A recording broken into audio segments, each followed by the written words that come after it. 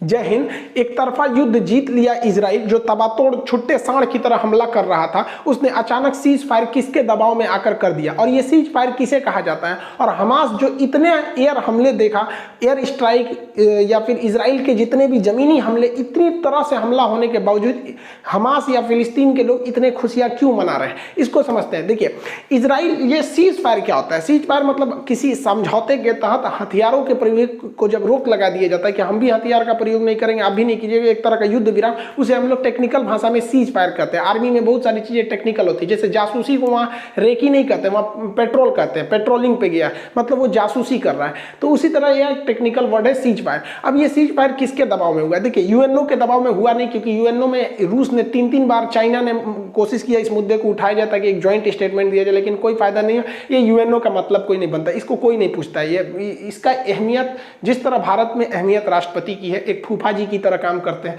उसी तरह पूरी दुनिया में एक अहमियत यूएनओ की तरह है। एक्चुअली में उसके 5 वीटो पावर वाले ही इसे चलाते हैं।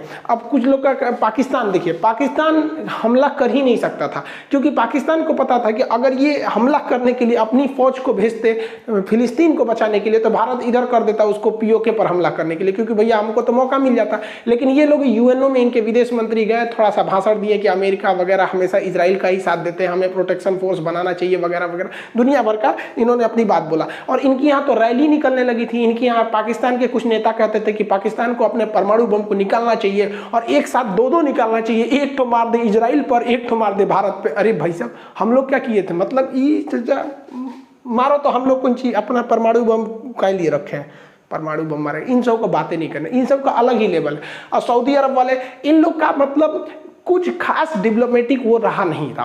हालांकि ये अलग बात था कि दुनिया के कई सारे देश जो थे इजराइल पे दबाव बना रहे थे। इजराइल पर सबसे ज़्यादा दबाव काम किया तो 2 देशों का। ये तैयबुल अर्दोगान इनिशिएटिव जरूर लिए थे तुर्की के, लेकिन इसमें काम किया एक जो बाइडेन ने खुद अपना एक डेलीगेशन भेज रखा था, जो इजराइल में रह के ही उन पर दबाव बना रहा था। क्योंकि अगर इजराइल जो बाइडेन की बात नहीं मानता, तो आपको ही पता है, देखिए, जो बाइडेन की जो पार्टी है, डेमोक्रेटिक पार्टी, ये एक तरह से कहिए तो अरब देशों के साथ इनके मतलब अरब ईरान समर्थित रहते हैं सब। और जो रिपब्लिकन पार्टी थी ट्रम्प की, वो खुलकर इजराइल के साथ रहती थी। तो इनकी पार्टी उतना इजराइल मतलब को उतना फेवर नहीं करती है। हालांकि जब नीतियां बनती हैं तो ऐसा नहीं है कि सरकार चेंज होने से पूरी तरह नीतियां चेंज हो जाती है। देखिए, इजराइल पर 2 ओर से हमला हो रहे थे। गाजा से कर रहा था हमास, और सीरिया से कर रहा था यहाँ पर इस्लामिक जिहाद नामक एक आतंकवादी संगठन। तो ये लोग इधर हमला कर रहे थे, तो सीरिया में रूस के बहुत सारे सैन्य अड्डा है, इसलिए रूस को लगा था कि भैया अगर ये इधर हमला करेगा तो इनके सैनिकों को जवाबी कार्रवाई में अगर ये बम मार के गिरा देते हैं वहां पे, तो युद्ध बड़ा हो सकता है। लेकिन सबसे ज्यादा दबाव बनाया तो मिस्र ने, क्योंकि मिस्र यानी इजिप्ट को पता था कि जितने लोग गाजा से भागेंगे वो इजिप्ट में ही भागेंगे। इवन यहाँ पर हॉस्पिटल वगैरह उनके लिए बनाया गया, रहने खाने का जगह दिया गया, इसलिए सबसे ज्यादा दबाव बनाया तो इजिप्ट ने बनाया। और इजिप्ट की बात, इजिप्ट एक्चुअली क्या है, यहाँ दोनों के बीच में, इजिप्ट और इजराइल के बीच में एक मित्रवत संबंध है, समझौता भी हो चुका है। तो कई दबाव काम किए, लेकिन सबसे ज्यादा अगर कोई दबाव बना रहा था तो इजिप्ट, क्योंकि उसको पता था कि इसी को झेलना पड़ेगा। 11 दिन तक चले इस हमले में 250 से ज्यादा फिलिस्तीन के लोग मारे गए हैं, 1400 से ज्यादा लोग घायल हो गए हैं। हालांकि इजराइल को कंपैरेटिवली बहुत कम क्षति पहुंची है, लेकिन वहां पे भी मासूमों की जान गई है, लगभग 12 लोगों की वहां पे भी जान गई है। लेकिन इस बीच इजराइल ने गाजा पट्टी में घुसकर हमास की तो धज्जी उड़ा दी है अपने एयर स्ट्राइक के द्वारा। हमास के आतंकवादियों की जो पनडुब्बी थी तो उसको इन्होंने ध्वस्त कर दिया। ये पनडुब्बी बहुत बड़ी नहीं थी, ये रिमोट से चलने वाली थी। साथ में इन्होंने ड्रोन भी बना रखा था, ये रिमोट से चलता है, इसलिए ड्रोन का कोई कैमरा नहीं, इसमें बम लगा दो, वहां जाके गिरेगा, ब्लास्ट कर जाएगा। पनडुब्बी उनके किसी जहाज वगैरह से टकरा दो, ब्लास्ट करेगा। एक्चुअली हमास का मेन टारगेट रहता है कि इजराइल को इकोनॉमिकल लॉस कैसे किया जाए, क्योंकि इसके 1 लाख के सामान को बर्बाद करने के लिए, काउंटर करने के लिए इजराइल को करोड़ों खर्च करने पड़ते हैं। यानी दोनों में लगभग 10 से 20 गुने का अंतर रहता है। इस बार के एयर स्ट्राइक में इजराइल ने चुन चुन के गाजा पट्टी में जितने भी हमास के सुरंग थे, ये लोग अंडरग्राउंड सुरंग में भाग जाते थे, छुप जाते थे। तो हमास के जितने भी सुरंग थे, जगह जगह ऐसा हल्का सा गड्ढा रहेगा, इसमें से अगर घुसेंगे तो पूरा अंदर से सुरंग बनाए रहते थे, तो पूरा सुरंग में घुस घुस के मार रहा है सब। और हमास को बहुत ज्यादा क्षति पहुंचाया इजराइल ने। इजराइल का मेन टारगेट था कि गाजा पट्टी पे वहां के इंफ्रास्ट्रक्चर और गाजा पट्टी के वहां पे जो एडमिनिस्ट्रेशन है, साथ ही साथ हमास को आज से 20 साल पीछे ढकेल देना। इसलिए उन्होंने बहुत तगड़ा झटका दिया। उनके जो पावर सप्लाई थे, बिजली सप्लाई वगैरह था, उसको उड़ा दिया इन लोगों ने। साथ ही उनका जो वाटर सप्लाई था उसको काट दिया। और यहाँ जो इजराइल इसराइल के जो टैंक्स थे, तोप थे, वो लगातार इंडस्ट्रियल एरिया में बड़ी बड़ी इंफ्रास्ट्रक्चर बिल्डिंग वगैरह को ढाते जा रहे थे लोग, और इतना ज्यादा तबाही मचा दिया कि इस टूटे हुए इंफ्रास्ट्रक्चर को दोबारा करने में इसे 20 साल से ज्यादा लग जाएंगे। इतना खतरनाक तबाही था कि गूगल इमेज पे भी देखेंगे तो वो इमेज क्लियर नहीं आ रही थी, ब्लर आ रही थी, जबकि हमले से पहले का इमेज एक्चुअली एकदम बढ़िया था। इसमें बहुत सारे मासूमों की भी जान गई। दोनों ओर से भाई युद्ध होगा तो ऐसा हो ही नहीं सकता कि दोनों ओर से जान नहीं जाएगी। इजराइल का कहना था कि हम पूरी तरह से चौपट कर देंगे गाजा पट्टी को, हमास को, तभी हम शांत होंगे, जबकि हमास ने कहा कि भैया हम अब सरेंडर कर रहे हैं, हमको बिच्छी का इलाज नहीं पता था और सांप के बिल में हाथ डाल दिए थे, इसलिए भैया हमको माफ करो। हम तुमसे दो ही शर्त रखते हैं कि जो शेख जर्रा है वहां पे लोग लगभग जो 200 फैमिली है फिलिस्तीनियों की, उन्हें आप जबरदस्ती ना निकालें, और जो अलग सा मस्जिद है इसमें आप सिक्योरिटी यानी सेना वगैरह को ना घुसाएं, हम इतनी बात मान लीजिए तो हम युद्ध विराम कर देते हैं। तो इसने भाई खुलेआम बोल दिया। ये जो छुट्टा साड़ हमारे नेतन्याहू भाई है, इन्होंने क्या कहा कि भैया हम वहां पे उन लोग को जबरदस्ती खाली कराएंगे और जरूरत पड़ी तो दोबारा हम इसमें घुसेंगे भी। लेकिन इनके ऊपर इंटरनेशनल प्रेशर ज्यादा था, जिस वजह से सीज फायर करना इन्हें मजबूरी बन गया। सीज फायर होने के एक दिन बाद ही जब फ्राइडे की नमाज पढ़ने के बाद बहुत सारे लोग अलक्सा मस्जिद में जमा हुए थे, तो अचानक इजरायली पुलिस वहां अंदर घुस जाती है और स्टन ग्रेनेड और रबड़ बुलेट से गोली चलाने लगती है। हालांकि इस हमले में किसी की जान नहीं जाती है, लेकिन दर्जनों लोग घायल हो जाते हैं। इजराइल का कहना है कि यहाँ ये लोग खुशी मना रहे थे कि हमारी जीत हो गई, गाजा की जीत हो गई, और इन लोगों ने पुलिस को प्रोवोक किया, इसलिए पुलिस अंदर घुसी और इन लोग को मारने लगी यहाँ पर। जबकि फिलिस्तीन के लोगों का कहना है कि ये जानबूझ के अंदर आए थे। देखिए यहाँ हो क्या रहा है कि गाजा कह रहा है कि हम जीत गए, फिलिस्तीन और इजराइल कह रहा है कि हम जीत गए, और इसमें ना इजराइल के प्रधानमंत्री को अपने अंदर थोड़ी आलोचना देखने को मिल रही थी, इस वजह से वो अंदर घुस गए ताकि ये दिखाने लगे कि हमारी जीत हुई है। एक्चुअली में यहाँ जीत किसी की नहीं हुई है भाई। देखिए भारी तो पड़ा है इजराइल, नो डाउट, हमेशा से वही भारी पड़ा है, वो बार बार उकसाएगा। हम हमेशा कहते हैं कि बार बार वो अलक्सा मस्जिद वगैरह को लेकर उकसाएगा। इस उकसावे का घाटा क्या होगा कि अलक्सा मस्जिद इस वेस्टर्न बैंक की ओर है, और यहाँ से तो हिंसा होती है,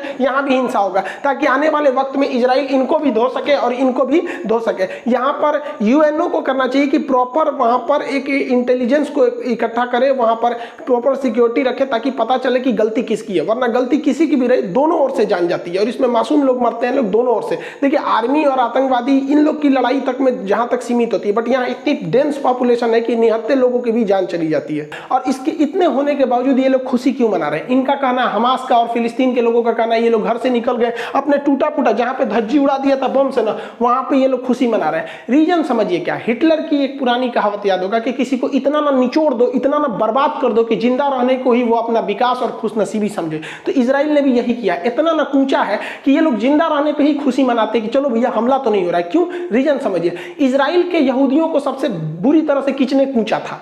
तो हिटलर नहीं कूचा था। तो हिटलर ने जिस सिद्धांत के तहत यहूदियों को कूचा, तो ये वही सिद्धांत कूच दिए सब फिलिस्तीनियों पे। क्योंकि आइंस्टीन ने क्या कहा था, ऊर्जा संरक्षित नहीं, ऊर्जा ना तो उत्पन्न हो सकती है ना तो नष्ट की जा सकती है, इसे एक रूप से दूसरे रूप में बदला जा सकता है। तो हिटलर ने इनको कूचा, ये कूच रहे हैं फिलिस्तीन वालों को। एक्चुअली में ये लोग खुशी क्यों मना रहे हैं? देखिए नेतन्याहू ने कह दिया था कि हम लोग गाजा पट्टी को पूरी तरह से कब्जा कर लेंगे, और इनको डर हो गया था हमास वाले को कि अगर ये गाजा पट्टी को कब्जा कर लिया तो 57 के 57 मुस्लिम देश इन्हें नहीं रोक सकते हैं। क्योंकि इजराइल का पुराना इतिहास रहा है कि वो 6 डे वार में 1967 के पास 60 के दशक में उसने एक साथ 7 देशों को हरा दिया था, पूरी मुस्लिम कंट्री के 7 देशों को। अब 2021 में इसने OIC जो इस्लामिक कंट्री है उनके 57 देशों को घुटने पर टिका दिया। तो इससे लड़ना इन लोग के पास बहुत मुश्किल है, ये नहीं जीत पाएंगे। लेकिन बावजूद इन्होंने सीज फायर किया जब इजराइल ने, तो इन लोग खुशी मनाने लगे कि भैया हमारा गाजा बच गया। लेकिन उसने कहा है कि हम दोबारा हमला कर देंगे अगर हमारे ऊपर हुआ हमला तो। बेंजामिन नेतन्याहू की सरकार तो अभी खुद ही बहुमत की सरकार नहीं है, उनके गठबंधन की सरकार है। तो इस सीज फायर के फैसले के बाद इनके यहाँ राजनीतिक अस्थिरता देखी जा रही है। इनके गठबंधन के नेता कह रहे हैं कि आपने सीज फायर क्यों किया, हमास को पूरी तरह से क्यों नहीं दिया? क्योंकि आप हमेशा कहते थे कि हमारी सरकार आएगी तो हम हमास को उखाड़ फेंकेंगे, पिछले 10 साल से आपकी सरकार है और हमास इतने बड़े बड़े हमले करते जा रहा है, आपको सरकार से हटा देंगे। तो देखिए तत्कालीन इन्होंने जो नेतन्याहू पे है, पूरे इंटरनेशनल प्रेशर इतना ज्यादा था, इवन भारत जैसा देश में भी इजराइल के साथ में नहीं था। आप यूएनओ में भी देखे होंगे, हमारा स्पष्ट संदेश था कि हम 2 देश चाहते हैं कि इजराइल और फिलिस्तीन दोनों, और हम फिलिस्तीन के साथ खड़े हैं। India's strong support to the just Palestinian cause.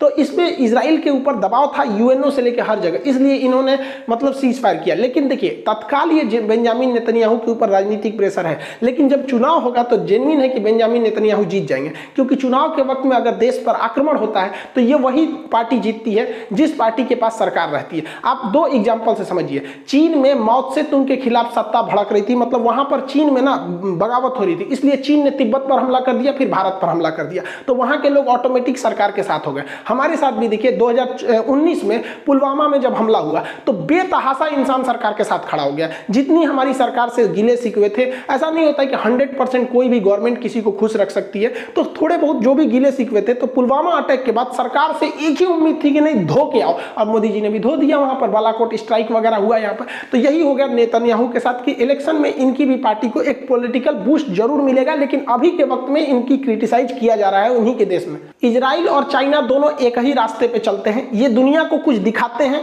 दुनिया उसे देखती है, लेकिन पर्दे के पीछे ये लोग कुछ और कर रहे होते हैं। आप ध्यान से समझिए, इन दोनों का चाल आपको बताते हैं। 1948 में फिलिस्तीन पर पूरी तरह से धावा बोल दिया इजराइल ने और पूरी तरह से अपना क्षेत्रफल विस्तार करना चालू किया। सेम उसी तरह चाइना ने तिब्बत को 1959 में कब्जा कर लिया। यहाँ पर दोनों साथ साथ देखते चलिएगा। फिलिस्तीन के बाद ये अगला नंबर किया गोलान की पहाड़ियों पर। गोलान जो सीरिया में है, इन पहाड़ियों को कब्जा कर लिया, क्योंकि सेना की दृष्टि से वो जगह बहुत ही जबरदस्त था। उसी तरह चाइना ने ही क्या किया, तिब्बत पर कब्जा करने के बाद अक्साई चीन पर कब्जा कर लिया, क्योंकि अक्साई चीन जो है लद्दाख के ऊपर का एरिया है, ये ऊंचा है और स्ट्रेटेजिक सेना के रूप से महत्व है। दोनों सेम काम कर रहे हैं, आप देखते चलिए यहाँ पे। इसके बाद इसने जॉर्डन पर कब्जा कर लिया, क्योंकि जॉर्डन जो है वो पानी का क्षेत्र बहुत अच्छा था। यहाँ पर जॉर्डन वाला डेड सी वाला एरिया है, इस एरिया पर इसने जॉर्डन पर कब्जा कर लिया। चाइना ने ठीक उसी तरह आगे बढ़कर बहुत सारे द्वीपों का कब्जा कर लिया दक्षिणी चीन सागर में, क्योंकि इन दक्षिणी चीन सागर पर कब्जा कर लिया इन द्वीपों पर, क्योंकि यहाँ के देश छोटे छोटे थे, ये कुछ नहीं कर सके। ये दोनों देखिए सेम काम कर रहे हैं सर। इसके बाद इसने लेबनान, ऊपर लेबनान को पे धीरे धीरे जाके वहां पे भी उसके कुछ एरिया को इसने भी कब्जा कर लिया। इसने क्या किया, चाइना ने इस छोटे छोटे द्वीपों को हराने के बाद ऊपर में जापान के द्वीप के साथ इसने कब्जा कर लिया, उसके कुछ द्वीपों के साथ इसके विवाद होते हैं, अक्सर ये उलझता रहता है। आप देखेंगे अब चाइना की नजर है और इजराइल दोनों की नजर है कि हमें कैसे प्राकृतिक संसाधन, पेट्रोलियम, गैस, मछली, ये सब समुद्र से कैसे मिलेंगे। उसका जो तमार ऑयल फील्ड है, यहाँ बहुत बड़ा ऑयल का फील्ड है, यही नीति पे चल दिया चाइना में। उसने दक्षिणी चीन सागर पर पूरा कब्जा करने बैठ गया है, क्योंकि दक्षिणी चीन सागर दुनिया का सबसे बड़ा समुद्र होने के साथ साथ यहाँ पर बहुत ही बड़ी मात्रा में पेट्रोलियम और गैस फील्ड को पाया जाता है। इन दोनों के युद्ध नीति में चार चीज बहुत तेज शामिल रहते हैं। सबसे पहले ये तब हमला करते हैं जब वर्ल्ड बिजी रहता है, जब दुनिया का ध्यान कहीं और भटका रहता है, तो ये लोग अटैक करके अपना क्षेत्रफल बढ़ा लेते हैं। दुनिया जैसे उभरी थी द्वितीय विश्व युद्ध से, सब शांति चाह रहे थे, इधर इन्होंने फिलिस्तीन पर विस्तार कर लिया। ठीक उसी तरह 1960-61 में अमेरिका और रूस युद्ध के कगार पे पहुंच गए थे। क्यूबन मिसाइल क्राइसिस, क्यूबा को लेकर पूरी दुनिया इंतजार कर रही थी, आज युद्ध हो जाएगा कि 2 घंटे बाद होगा कि कल होगा, इतना भयानक था। इसी का मौका देख के चाइना ने क्या कर लिया, धाए से 1959 में तिब्बत कब्जा कर लिया, 1962 में हमारे ऊपर हमला करके अक्साई चीन कब्जा कर लिया। पिछली बार जब लॉकडाउन लगा था तो चाइना ने क्या किया, हांगकांग पर नियम बना दिया कि यहाँ हांगकांग पे हमारी सरकार रहेगी, जो हम यहाँ पे डिप्यूट करेंगे। यहाँ कोरोना को देखकर देखिए पूरी दुनिया कोरोना के बीच में बिजी है, इजराइल कोरोना से निपट गया, शेख जर्रा, जेरूसलम और गाजा को इधर फाइल निपटा दिया। तो ये इनका पहला सिद्धांत है कि दुनिया का जब भी बिजी देखो हमला कर दो। इजराइल और फिलिस्तीन दोनों का जो सेकेंड चाल है उसे कहते हैं टू स्टेप अटैक। ये क्या होता है समझिए, ये लोग क्या करते हैं, आप ऐसे समझिए क्या, अगर हम किसी का 100 रुपया ले लें और सोचते हैं कि उसका 100 रुपया न लौटाए, तो उस इंसान को देख के भागना नहीं है, बल्कि जब वो इंसान मिले ना तो उल्टे उससे टोको, हमारा 5000 रुपया दो, 5000 दो। तू कहेगा कैसा 5000, हम कहेंगे 5000 दो, कैसा 5000 पे बात हो जाएगा, और जो हम पहले से पैसा लेके बैठे हैं वो लोग भूल जाएंगे। ये दोनों सेम काम कर रहे हैं, ध्यान दीजिए।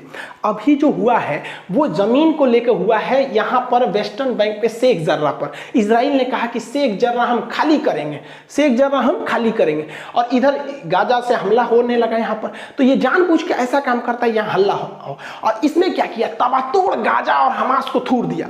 पूरी दुनिया का ध्यान चला गया गाजा पर, पूरी दुनिया गाजा को बचाने में लग गई कि भैया गाजा का तुम बाजा मत बजाओ, गाजा का बहुते बाजा बज गया। इजराइल ने कचर कचर के हमास को थूरा, कचर कचर के थूरा, क्योंकि इजराइल का ये 2 स्टेप है कि पहला स्टेप में किसी को कब्जा कर लो और दूसरा स्टेप पर और भयानक हमला करो कि पूरी दुनिया को सल्टाने में लग जाए, पिछवा वाला लोग भुला जाए। तो शेख जर्रा को कोई बतिए नहीं करे, शेख जर्रा के लोग करे ससुरा हमरो हाल चाल ले रहे। यहाँ पे यही करता है चाइना। चाइना ने तिब्बत पे कब्जा किया, ध्यान से समझिए, चाइना ने तिब्बत पे कब्जा किया 1959 में। और इस ससुरा चाइना को पता था कि भारत गुटनिरपेक्ष है, भारत इंसानियत पे चलता है, सही गलत के रास्ता को अच्छे से पहचानता है, भारत कभी ना कहीं भी आवाज उठाएगा। इसलिए ये ससुरा सेकंड स्टेप में चल दिया, कहां पर, लद्दाख पे, क्योंकि भारत अब तिब्बत का मैटर नहीं उठाएगा। अब तू कहेगा लद्दाख मेरा, लद्दाख तुम्हारा, लद्दाख मेरा, लद्दाख तुम्हारा, तिब्बत का मैटर चल जाएगा। यहां चाइना को लालच आ गया, उसने कहा कि तिब्बत अच्छा है, इससे भी अच्छा लद्दाख है, हम लद्दाख को नहीं छोड़ेंगे। तो चाइना को ये बात पता था कि अगर मैटर लद्दाख पे अटकेगा तो भारत कभी ना कभी इसे छोड़ा लेगा, इसलिए इसे अगले स्टेप में उलझाओ। इसलिए चाइना बार बार कहता है कि अरुणाचल प्रदेश मेरा है, अरुणाचल प्रदेश मेरा है, ताकि भारत के लोग कहें कैसा अरुणाचल प्रदेश, तू कहेगा मेरा है, हम कहेंगे मेरा है, हम कहेंगे मेरा है, कुल पंचायत अरुणाचल प्रदेश पे होगा, इसको लोग भूल जाएंगे। अजब हाल है।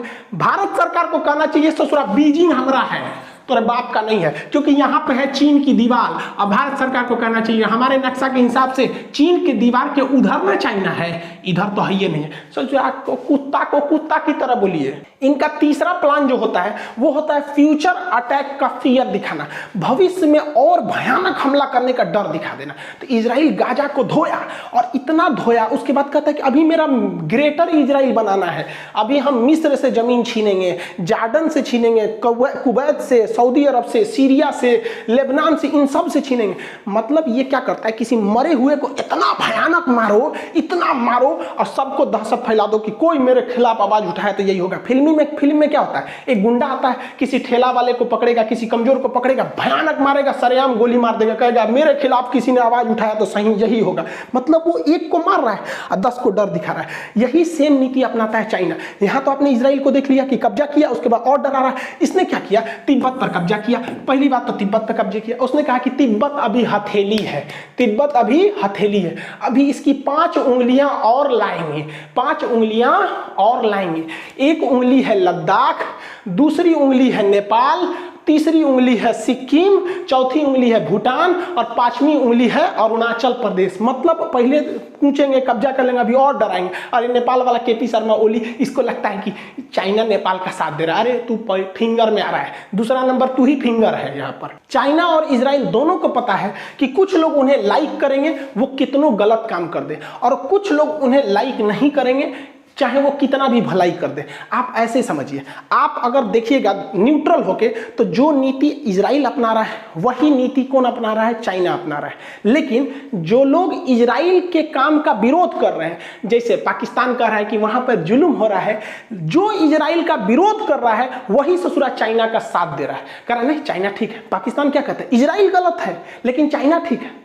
देख रहे हैं, कमवा दोनों एक है। इनको पता है कि जो मेरा साथ देगा वो साथ ही देगा, और जो देखिए जो इजराइल का साथ दे रहा है, जैसे बहुत सारे लोग कह रहे हैं इजराइल ने सही किया, वही लोग कहेंगे कि चाइना ने गलत किया, जबकि काम दोनों का सेम है। तो यही गड़बड़ हो जाता है।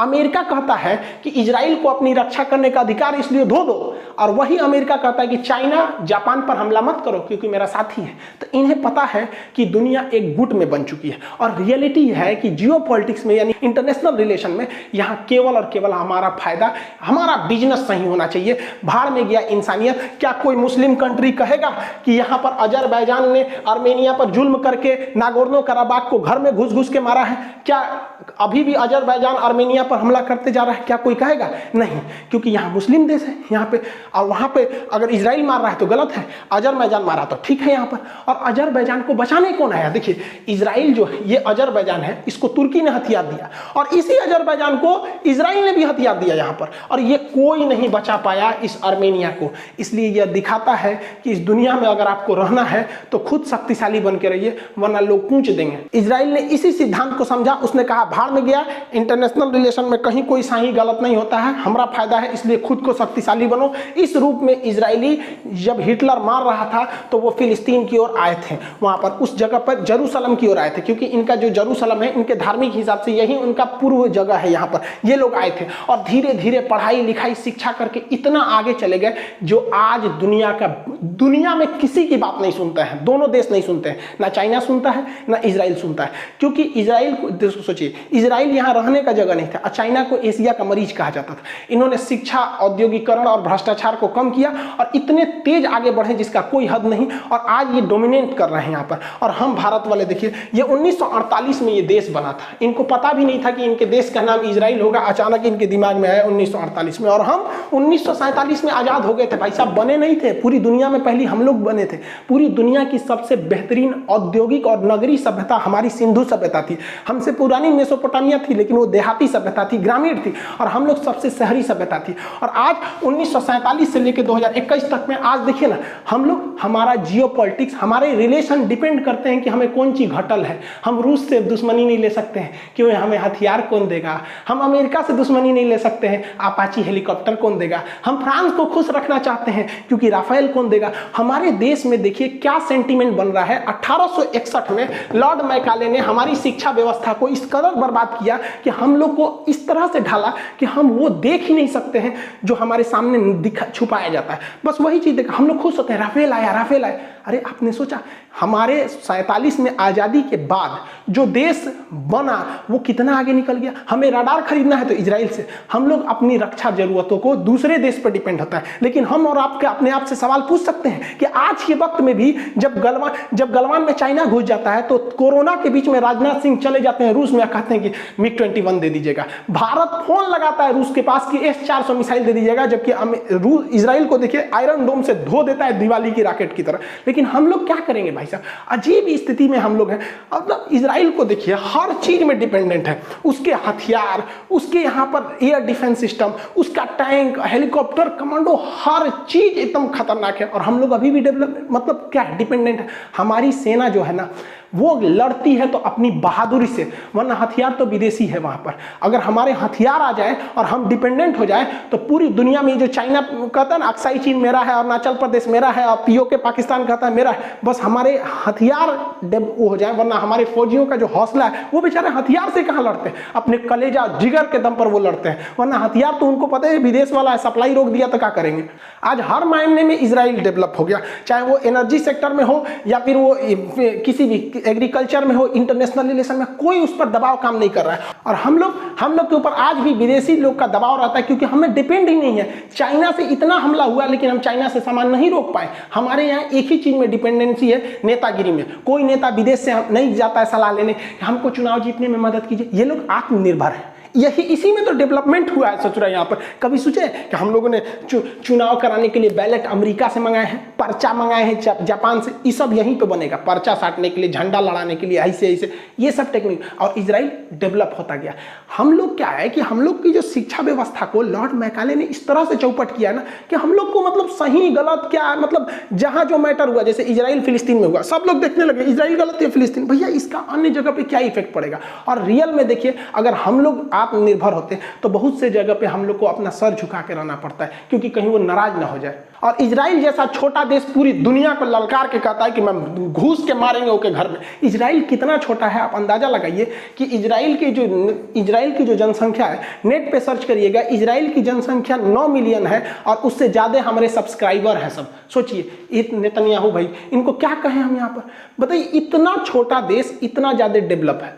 ये डेवलप इसीलिए है क्योंकि इन्हें अपनी कमी का एहसास है और उसे सुधारते भी हैं। और हम लोग के साथ प्रॉब्लम क्या, अगर कोई कह दिया ना कि हम लोग में थोड़ा डेवलपमेंट पीछे, तो लोग कहते हैं सोचा क्या, कैसे बात करता, हम कहाँ पीछे हैं, हम इससे आगे, उससे। अजीब हाल है यार। आप खुद को सुधारिए, सही और गलत को पहचानिए। हम क्या है कि भाई हम कुछ जो रियलिटी हम बोल देते हैं। अब कुछ फिलिस्तीन के समर्थक हैं, उन्हें वो सोचते हैं कि हम सर फिलिस्तीन के बारे में बोलेंगे, और जो इजराइल के मूड में बनाए हैं उनको लगता है कि हम इजराइल का, भैया जो रियलिटी हम वही बताते हैं। इसी चक्कर में सचुरा हमारे ऊपर 2019 में ना 8 गो बम मारे था हमारे ऊपर, भयानक वाला।